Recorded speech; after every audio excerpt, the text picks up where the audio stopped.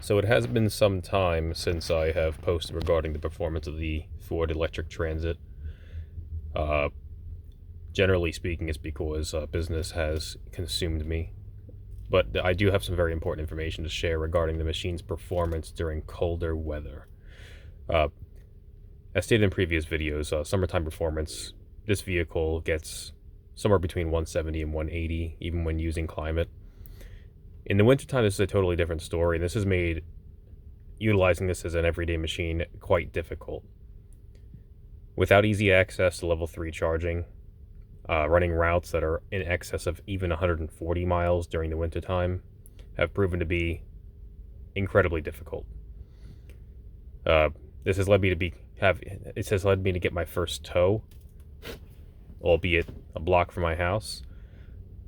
So, generally speaking, what you can expect when temperatures drop below 50, range loss somewhere around 10 to 15%.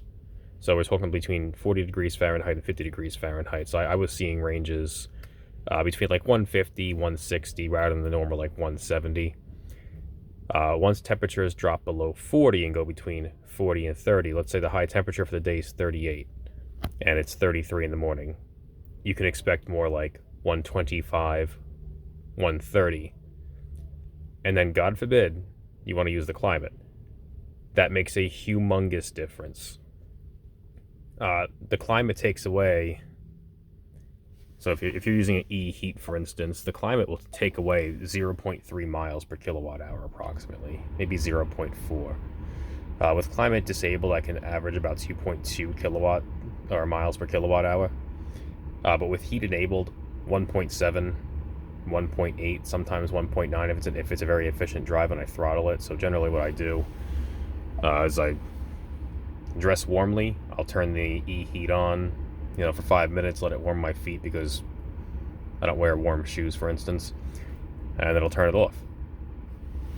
And a lot of this stuff has to be done appropriately to accommodate long routes with poor charging infrastructure. Going from York, Pennsylvania to Reading, for instance, there is a single level 3 charger on the way. And by level 3, I mean a 50 kilowatt charger. There's a charge point in a cluster of dealerships that delivers 50 kilowatts, but it's prior to the halfway point of the trip. So oftentimes I'm finding myself rolling in there with about 0 miles of range remaining.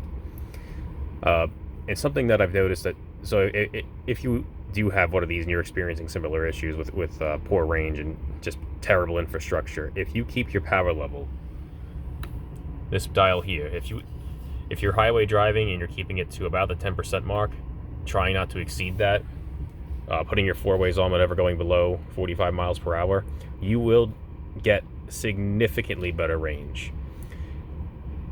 I've had to do this with 15 miles of estimated range remaining with a 25-mile drive to the level 3 charger in Lancaster, Pennsylvania, and certainly I did make it, probably to the aggravation of many of the drivers on the highway. But I certainly made it there, and I still had 2 miles of range projected remaining. You can get much greater efficiency when necessary by throttling below 10%. And this, of course, applies for the entire state of charge of your battery. But when it's necessary, it's not advisable to drive like that unless it is necessary, because you become a nuisance to everybody else on the road. But you got to do what you got to do. So going on to my first tow, I did drive the vehicle to 0% and then beyond to where it had no energy remaining and it bricked. Things that I've noticed, so you have your state of charge gauge here at the bottom right, and then you have your power level meter, here at the bottom left.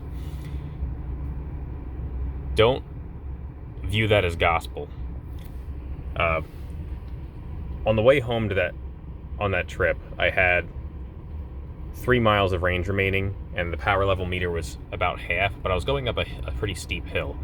Just because you have some range projection remaining doesn't mean you have full capacity of the batteries. I don't know if this machine drains the entirety of the battery pack evenly, or if it drains certain batteries to just about 0, and then there's other cells that are higher state of charge. I almost think it's how it has to be, because if you use excess power it bricks the battery pack. It just drops right down to the red, and then you just can't go forward anymore. And when you have no power, it starts to regen brake a little bit. The battery pack power level recovers, and you're back on your way a little bit. But needless to say, the same thing happened going up the hill to my house. And I was about 20 feet away from cresting it, where I could have just regen the entire way down and rolled into my driveway, and I bricked out to zero. Towing experience was kind of interesting. The company I called is right down the street, but they were pretty quick, and I imagine other companies are pretty quick to say, hey, there's going to be an excess fee for an electric vehicle. Generally speaking, because they don't know much about them, and there's a knowledge gap there. This vehicle, this Transit, tows just like any other Transit, thankfully. Same chassis, all sorts of good, overlap between this and the gas version. So just use the little, it's like a little pull tow in the back, and they just pull it onto the bed and drove down the street to my house, where my level 2 charged. And speaking of charging, level 3 charging, not super reliable. These stations right here, it's hit or miss whether or not you're going to get one that's going to be working.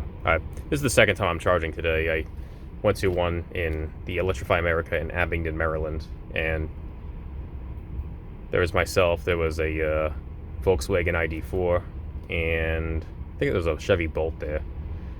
I plugged it in, initiated charge. I always watch to make sure it's going to work, because I see communications issues with these machines quite a bit.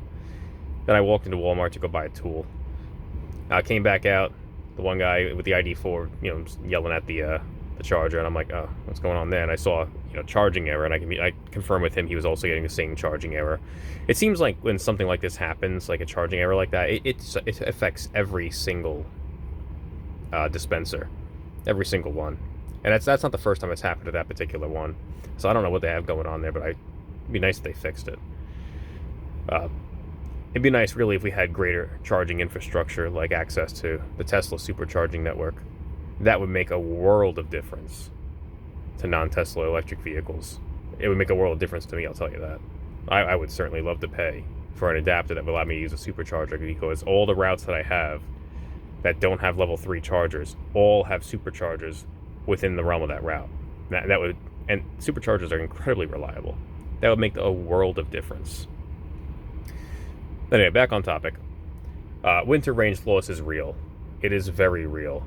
Winter charging speed reduction is very real. I've had multiple days where I have not experienced a full state of charge when departing from my route, which makes it worse because the next day is also very cold, and it exacerbates the lack of range that the vehicle then has. I'm installing a Tesla wall charger to see if we can get a little bit more juice than the Ford mobile charger, which I've been using. I'm level 2 charging like that at my house, so we're hoping that makes a difference. I'm also installing one at my office. This way, while I'm sitting there for 3 to 4 hours a day, I can at least level 2 charge a quarter of the battery approximately. So that should help make a difference. But if you're in a cold climate and you're getting by because of summer range, and you're moving into winter where the temperature drops low, and you have longer routes or longer service routes, in excess of 130, 140 miles, be prepared to run into some chop. It's a very real thing. It's not game-breaking, so to speak, yet. The coldest I've really dealt with so far is 20 degree Fahrenheit temperatures, here in Pennsylvania. I can't really say I've noticed a difference between 20 degrees and 30 degrees. I don't think the battery cares that much. I'm sure there is some difference, but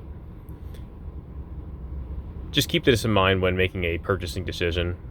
Make sure that you plan for the worst case scenario and not only plan for the best case scenario. That's it for today.